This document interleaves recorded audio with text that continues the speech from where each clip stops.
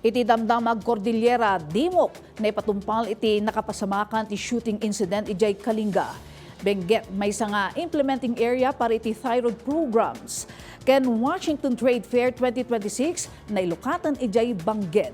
Report manigpod kini PTV intern Hana Torio.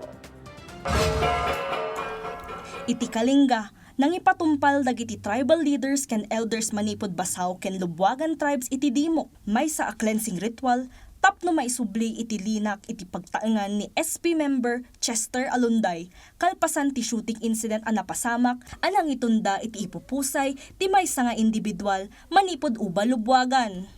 Panang parigta iti bodong wenno pispak ti kangrunaan a panggep ti aktibidad.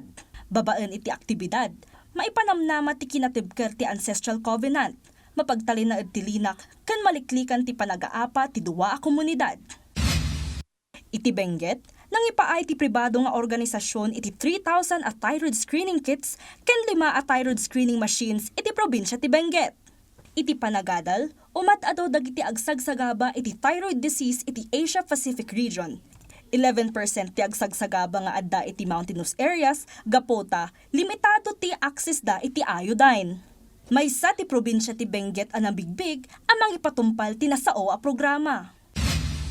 Iti Abra, nailukaten ti Washington Trade Fair 2026 iti Bangued, kaspaset ti selebrasyon ti Town Fiesta da.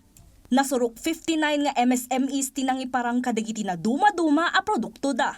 Nakalukat ti Trade Fair agingga inton February 25. Hana Torio, para iti Pambansang TV, iti Baro, a Pilipinas.